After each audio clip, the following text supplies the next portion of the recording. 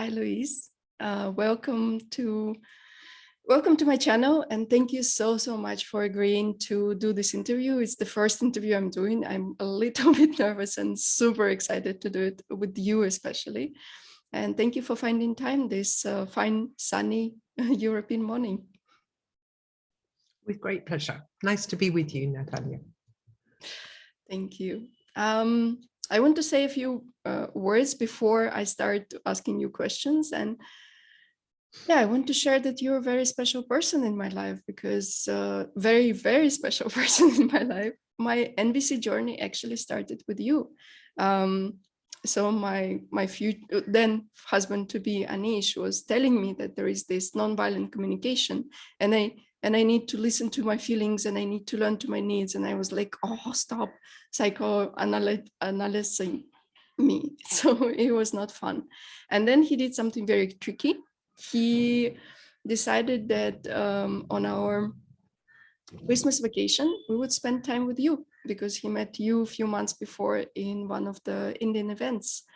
And you did not do any training with me, yet I saw in real life the authenticity and openness and honesty in how you live the NVC. And then I thought like, oh wow, I really want to learn how to do that. I really want to know how to express my anger when I'm angry, or express my happiness when I'm happy, or just leaving it full. And you're such an example ever since to me. And thank you so much for being in my life, and also for starting this interview series. I hope it will be serious with you. So yeah, that's how my NVC journey started. And I'm very curious to know, how did you start learning NVC? When did you get to know about it? Well, just before I tell you that, I'd just like to say that how touched I am to hear that like, I remember that time together as being very precious. I have all sorts of very happy memories of that time the three of us spent together. So it's lovely to hear that it was an enjoyable experience from your point of view as well. And also, that's what I hope to kind of bring in my life. Is this is not a thing, it's not about communication, it's not a way we talk, it's a way of being in life. And it's brought so much serenity, inner serenity to my life. And yes, I'm happy to talk about how I discovered NVC. So we're going back a bit now to 2005. A friend of mine who was cooking a meal literally threw a book at me and said, here, you can read this whilst I'm cooking. And it was a book that really did not talk to me at all. It was called Don't Be Nice, Be Real. It was in the French version by a colleague called Thomas Dansembourg. And I come from the opposite end. I'm very real. I wasn't very nice sometimes. So it wasn't that particular book that kind of caught my eye, but I remember flicking through it. And at the very end of the book, it had a whole list of, like, the list of books that had inspired the author. And there was a book which in French, I love the title of Marshalla Rozenberg's book. It's called Words Are Windows or They're Walls. And I thought, oh, that is the book for me, because I was going through such a challenging time with particularly with my son at the time, two people who love each other so much. And yet there was so much angst and dissatisfaction and irritation going on in our relationship. And in those days, which was before the sort of automatic dial-up to internet and stuff like that, I had finished the 4th chapter of Marshall's book and got onto internet to discover that he came to Switzerland every summer. So I somehow got myself enrolled on a course with Marshall. That was my first ever NVC experience. And I became an addict of NVC. I found a way of going on all the intensive courses that he ran in Europe from 2006, 2007, part of 2008, because I thought I could already see he was getting, he was not a young man. And I thought, this is the time to go straight to the source whilst I can and learn what it is he was sharing, because I was just so inspired. I didn't understand it at all to start with. I really did think it was just a communication tool. But towards the end of the first 10 days, I thought, there's more to this than meets the eye, and I want to be able to do what he's doing. And that's what led me into NVC. It goes back a while. Thank you so much for sharing this story. And yeah, I heard one thing that really caught my eye, and that is that you got into reading the book because you were challenged with your personal relations with the relation with your son. And I'm curious, did NVC really help in these relations, or did it change any way that you communicated, and maybe other relations as well? Yeah, it certainly changed something with my son and my daughter, which was it created more distance between us to start with, because I didn't hear clearly when Marshall said, do not practice with people who are close to you. And I came home and I did this like, when I think of it now, it's almost embarrassing. I would be going, so are you feeling because you need, and really using what I call the clunky technical practice language, which of course they had not consented to. And I can remember, I'll try and miss out the beep words that were quite rude, which was, would you please stop talking about your feelings? Would you please stop using this word for needs? What the hell is a need anyhow? And so it created distance between us. And it was at that point I realized how important it is to practice with people who consent to practicing in that very technical, what I call it, clunky language. It's not language that we would use every day. But how important it is, that practice. It's almost, for me, it's like if you play a musical instrument, you practice for an hour, at least an hour every day. A professional musician will probably practice for 5 hours every day, the instrument, just so that you keep, your musical practice, so that you don't have to think about what are the words, how do I say this? It just comes naturally. There was a stage, I think it was after about my 4th intensive course, so that's more than 40 days of training, and it was starting to come just naturally. It was almost like, I describe it here as having one of those magical microchips in my ears, where no matter what somebody was saying, I would be hearing needs. So it didn't really, I didn't need them to change the way they were expressing themselves. I would just be following their story in terms of their human needs and going, wow, they need this too. There's some commonality that is produced when the consciousness of needs becomes really a new practice in the brain here somewhere. It's just, it's a very inspiring and a very human process. And that's what I love about NVC. I'm a very practical person. I like somebody who says, if you do this, if you follow these steps, this will happen. Marshall used to say that. He was very clever, though. He never said how long it would take. But it is inevitable that if people practice the steps of NVC, something quite magical happens in terms of the empathic listening and how to say things in a way that you would be heard. So that's how it's really affected my life with my kids. And today, my kids, they're both adults, of course, they're in their 30s, and they're not fans of NVC, and my son will be saying, oh, that's your thing, Mum. But if I announce to him that I'm going to come and stay with him for 2 weeks, because he lives overseas, he'll say to me, oh no, 2 weeks, that's not long enough. Please come for longer. Because he really loves this empathic presence that I can bring when he's talking.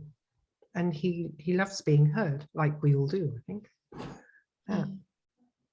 Thank you for sharing. Yeah, it really inspires me to hear that, yeah, it's okay to use this clunky language. And at first it probably wouldn't work. And then you practice, and it comes to the point where you're able, inside you're able to hear differently. And it's not that you're changing another person, it's you're changing something, that the way you perceive the information. Yeah. And I'm curious, Yeah. I was just going to add, before discovering NVC, everything that I had learned, because I've always been interested in human beings, particularly in me. Like, why do I do this? What happens when I, the consequences of my behavior? And before discovering NVC, it always meant that you had to be two people to do it. They're all, like transactional analysis or NLP. It always seemed that you both needed to learn it to make it happen. And NVC was the first process I came across where I could change the way I hear what goes on with somebody else. So it was the first tool that I came across where just one person changing something would make a big difference. And I love that, because it's like, it was Gandhi who said, be the change that you want to see in the world. And this is it. For me, this is the tool that the best tool I found so far, where just changing how I listen to other people has changed everything for me. Yeah, thank you so much for sharing. It's I definitely feel hopeful hearing this, that I can be the change, and that would be enough already. And I'm curious, you said that in the beginning you kind of missed out this idea of Marshall's, that please don't try this at home. Are there any regrets that you have about maybe your early NVC practice other than that? Yeah, I mean, lots. I regret that I didn't hear that. I regret that I often came back to living. I live in the south part of France, and when I first came home after the first course that I'd been on, I was doing, really what I would call now intrusive type of NVC, where the other person has not consented to anything, and I was talking in this really weird and wacky way, which is in France has had a big effect on the progress of NVC in education, because we got labeled as a sect, a sect of people who aren't free to talk in a natural way.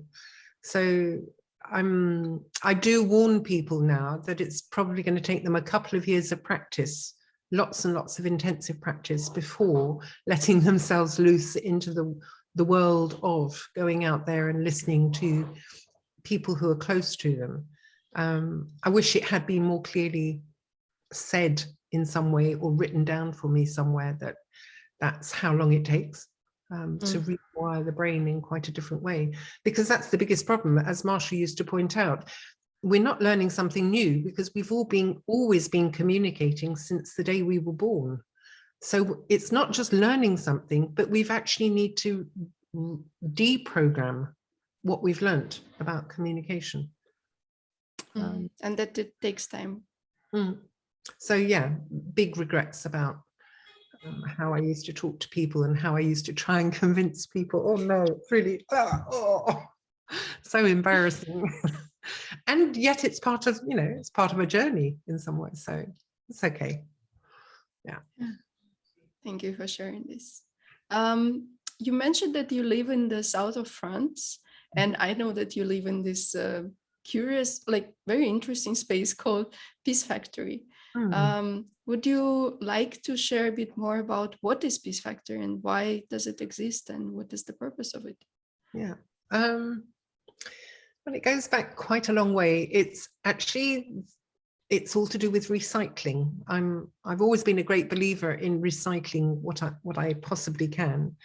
And the recycling is a very old industrial building. So it's like a factory. It is literally a factory, which was abandoned in 1991. And my partner at the time, John Cockin, and I discovered this factory thanks to a neighbor here. And we bought the factory to develop it into, at the time, it was a sculpture center that I was running. So we were very much involved in contemporary art with artists in residence and an art foundry. And it was absolutely ideal for our project. And then I kind of had a shift, my own shift in 2005, which was, well, do I really want to continue doing that? Or am I more interested in something else? It's not the first time I've changed routes in life. I've been to art school. I'm a qualified physiotherapist. I've worked in advertising. I've worked as a business consultant. And then I worked in an art foundry. So whenever I get bored, I tend to change. I like to be sort of like, oh, really excited by what I'm doing. So the change came at about 2005, and especially after this first course with Marshall. And I was thinking, you know, what's stopping me from being a certified trainer? Because at the time there were no certified trainers in Southwest France. It meant going 800 kilometers to Paris or over to Switzerland, which was another, I don't know, 900 kilometers. And today I think we have about 30 certified trainers living in Southwest France. So yeah, it's moved a lot in the past 16 years. And I'm delighted, you know, that it's spread so quickly and that we're able now to go out to more and more people and respond more quickly to requests in companies or schools or public training courses, so that more people can get to know about this particular tool, which just helps people live a life more serenely, is how I would describe it. Mm. So Peace Factory is not, it's not just a training center, it is also a training center in a very physical way, because that was something that I had in me, was I wanted to be able to offer NVC training courses all year round. It's been kind of a bit different since COVID happened a couple of years ago, but that will come back, I'm sure. But to have a physical place where you would know there's always something NVC going on here. And then we have a community of people, a very small community. There are 8 people at the moment, sharing. We don't share everything. We all have individual spaces. And when it makes sense to share, then we share. So we have shared washing machines, for example. It's we share meals when we want to, and that's fun. It's very intergenerational. We have somebody in their 20s up to somebody in their 60s. We have a shared garden. We have shared cars. We help each other. So there's something about living in a community as well, where it's not always depending on each other and being together all the time, but it's like, I wanted something where you've got a private life, and that's what I enjoy. I have my private space. I can go and shut myself away when I want to, and I can be with other people when I want to as well. So that's really what's here. It's the south of France tends to be quite sunny, as you can probably see at the moment. Even in December, it's sunny. A climate that I enjoy, and it's been a challenge to come and live in a completely different country, but something that I've learned a lot from. I'm sure you can resonate with that one, because living in India is a big difference from living in Russia. Yeah. So. It's definitely a big change, and I also see how it enriches me, how I get to see wider perspective, not only the one that I was born with or brought up with, but also something that is so different from what I'm used to, that the first reaction is, what? How can it be possible? And then you get, yeah, actually, this is another way of living. Yeah. Thank you for sharing this. And I'm curious, what is the current project that you're working on, or what excites you nowadays? I hesitate in replying because my world has been turned upside down since I met Arnaud, who came into my life just literally a month ago. And we've been living together now. We're still counting the days, 32 days, and it's just heavenly. It's such fun being with somebody who is so loving and caring. And so we actually decided to stop doing most of our work and actually just learn to be together. So we've given over a lot of our time to that as a project of like, how do we live together? How do we want to live together? How do we share this space together? So that's been our project for this month. And other than that, I'm still very keen. I love doing online training. I've been doing that for the past 10 years. And of course, when COVID suddenly raised its head, that became something that I was doing more and more of. And I love the idea of bringing NVC to the biggest number of people who might not have the resources to pay to do any training. So I love doing like open source type of training where anybody can come, anyone can learn, anyone can practice. And the finances of that is just not an important part of it. It's not a block to somebody learning. So that's what I'm developing at the moment. And other than that, I have kind of like, we work here in France, we work for the National Center of Space Studies, where anybody who would like to learn about NVC can do so from their staff. And we've been doing, that has again gone from face-to-face training to online training at the moment. So we carry on with, you know, client work online as well, working with schools, working with businesses. I'm doing some community work in June, which will be with a community of nuns in a convent, which will be fun. 60 nuns who would like to learn about self-empathy. So life goes on. There's no big, like, major plan of changing the world. I just think it's, for me, I really enjoyed how Marshall used to talk about it, which was, it's in every single contact that we have. I can bring NVC into that conversation. By being it, that's the first step. And then, like, developing the conversation and the dialogue so that it goes into a deeper sort of conversation, which is the sort of conversation that I find satisfying. I know I'm British originally, and British people tend to talk about the weather, and the weather really doesn't interest me so much.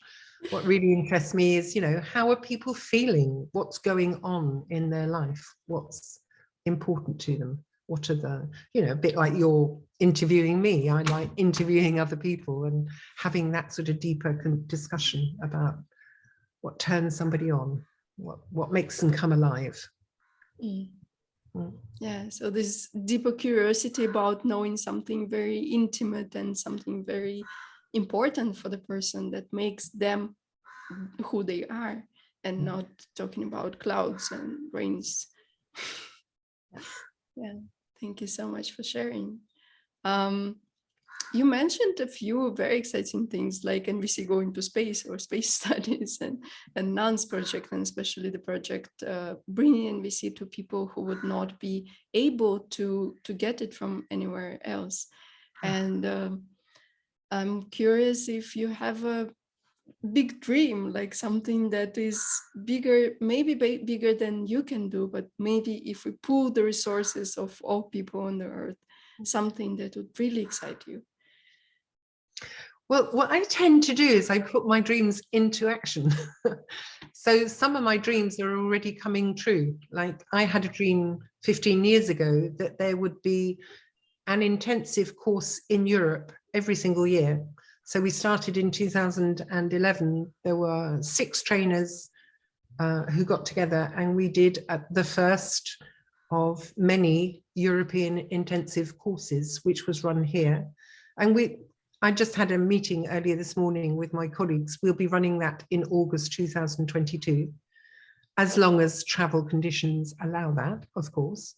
But for me, part of what I really enjoyed about NVC, and even before I met NVC, I was kind of in this like place of go for what you really want to do in life. And NVC has just sort of supported me even more in going for what I really, you know, my dreams. So I dreamt one night, I woke up at 3 o'clock in the morning. My problem is that often my dreams come at inconvenient times. And I've also learnt that if I don't note it down quickly, then I might not remember it when I wake up the next morning. But I dreamt of a design for low energy buildings here in the factory where I live. And that's where I'm sitting at the moment, is one of the low energy buildings. So it doesn't heat up much with the sunshine in summer, and it doesn't get cold much in winter. It kind of stays at a fairly constant temperature, which is for me meeting so many needs in terms of the environment, looking after how we use our precious resources on the planet. lots of my dreams are, in fact, I did actually say to a client not so long ago, I've never had a dream that hasn't come true just because we haven't got enough money or something like that. There's something about when I really dream and allow that dream to come fully alive in me, in terms of all the feelings and all the needs that comes with a dream, that dreams, it's kind of confusing of how to explain it, but I too am astonished at how, once I've allowed that, everything else just kind of falls into place somehow. I still can't really quite explain how the financing of the 4 low energy buildings, the first ones that we built, happened. It kind of just, I don't know, it almost does it by itself, which sounds weird. I mean, even that sounds weird to me, but that's my reality of dream a little and then allow it to happen. And for me, that's the most important thing about NVC, is allowing plenty of space for me. It's not all about, you know, wanting to teach other people or wanting to save the world or anything like that. For me, it's a mix of allowing myself that rhythm, which for me is quite, compared to today's rhythm of how people live, my rhythm is much, much slower. So I give myself plenty of time where I can just relax and just be. And that's when the dreams come. And then once I've caught the dream, then it kind of just somehow happens. It sounds so woo-woo when I talk about it like that, but that's how my life seems to unfold. Yeah, so do I have more dreams? I'm sure there'll be more, but at the moment I'm busy with my current dreams, and then once they've actually sort of come to fruition, then I'm sure more dreams will come. I certainly dream of a world where there's a worldwide community where anybody can come and practice NVC, where people can be heard. You know, maybe I need some empathy, help, and I'd like it in this particular language. So I think that worldwide community is, there are already many moves towards that. And now we've got people who have skills, people like Madhu who've been helping with the very technical side of how do we make a platform where people could exchange like that. So I'm sure it's coming. Yeah, thank you so much for sharing. And yeah, just have a comment, because this interview is meant for a Russian-speaking crowd. And in Russia, we have this Telegram chat where people can actually ask through a robot. It's kind of fun, entertaining thing, and you get orange for every time you request empathy, and also you get 2 oranges every time when you hear somebody with empathy. So there is this, like, you get just oranges, and you can count them how many you have. And it is, I can see that so many more people are using this instrument to just, hey, I'm lost, or I'm overwhelmed, or something is happening and I can't even grasp what it is. Can somebody listen to me for 20 minutes? And it's so precious that there is this space. And I so dream that there would be more spaces like this. Yeah, and I think it's all to do with a community of people who practice, I think. And right from the year 2005, when I first went to an IIT with Marshall and other trainers who were there, I thought, oh, that's a bit missing. And in those days, I created a Yahoo group so that we could all then exchange after the course. And then when I was an assistant, not as a trainer, but as a very practical logistics assistant. And I carried on making these like Yahoo groups where people could belong before the course, get to know each other. You know, how do we get to the site and stuff like that. And some of them, you know, even 15 years later are still going. I no longer use Yahoo. I'm using Signal for the group, French-speaking groups that come on my courses here. And, you know, every morning there's some little exchange going on one of the groups, and please help, I'm in a difficult situation and I'm stuck, can somebody hear? And I realized this morning, I was coming out of, we have a lift here, and there was a beautifully designed piece of cardboard that John and I had designed and put in place, so that if you wanted the lift door to stay open, it would stay open. And somebody, without consulting me, took that away because they didn't see it was useful. And it stimulated something in me again this morning. And I was thinking, and I was thinking, ooh, there's a need for empathy. So later today, I'm going to be calling one of my empathy buddies and see if we can fit in a session of empathy, because I know that there's still some anger that I am holding, and I know that that is not healthy for me to keep the anger in. So it's a way of releasing the anger out into the world and find out what my needs really are behind this whole story of, you know, it's a tiny little thing. It seems irrelevant perhaps to some people, but for me, that's an important thing that I will work on now to release and check what my needs are, so that I can then go on to, and what I would next like from now on, this is what I'd like to do, so that I'm in movement, because that's for me what NVC represents. It's not a static language, it's a way of moving with life, no matter what it brings up. Oh, thank you. Thank you for this story. That definitely inspires me that, yeah, even if you've been practicing for, I don't know how many, 16 years, and you still would request empathy from somebody else, that you still would like to have support. Well, we're still eating, aren't we? Because we get hungry and we need to feed ourselves. And for me, the need for empathy is a need that's always there. So sometimes I can do that myself, but why keep it to myself when I can have the pleasure of sharing with somebody else who will listen to me? That's again another thing that I enjoy about living in community, is that we can call on each other if we get stuck. That is just so special, being able to be heard by other people here. But sometimes it's not with people here. I'll just, you know, pick up the phone and call somebody. And I don't think the need for empathy is ever going to go away in my life. It's something that's always going to be there now. Just like I eat and I drink, I will also make calls to get empathy. Wow. I love the analogy with, yeah, we need to eat every day, then we need empathy every day. And it's so fun to share it with somebody who would actually be there for you. Yeah. I think I could listen to you all day long, and I know that also I want to respect the time of the viewers and your time, which you are very kindly donating to this conversation. Maybe one last question, and so my channel is really small right now, but I hope it will grow at some point. And a lot of people who are joining, they're just starting their NVC journey. Personally, I think that you can start all your life, and it still would be starting. And I'm curious if you have some wish or something that you would like to share or encourage people who are just starting learning NVC and the language. What would be maybe one thing that you would say, please do this and your life would be wonderful?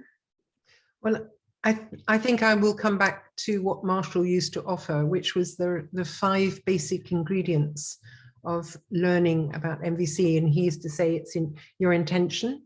So don't practice with people who don't want to practice. Always practice with people who want to practice with you. The second one is support. And support can come from a video, a book, a trainer, a colleague, so many different sources of support now. The third one was practice. The fourth one is practice. The fifth one is practice. So practice, practice, practice is probably what I would suggest anyone starting their NVC journey, is really think hard about how you can practice with other people, because it's only through the practice that it will become natural. Thank you so much, Louise. And I think it speaks to any skill that we learn, not only communication skills, but as you said, musicians and workouts and healthy eating and sustainable eating. It all comes only through practice. Yeah, I love those 5 ingredients. I quite often use them, to be honest. I really love how you say it. And thank you so much for your time. And I really hope to see you soon again. Yes. I've really enjoyed my time. It's been fun chatting with you, Natalia. I love the idea how you're spreading NVC and using different ways to spread it. So love supporting it, really. Yeah. Thank you. Lots of love to you. Bye. Bye-bye.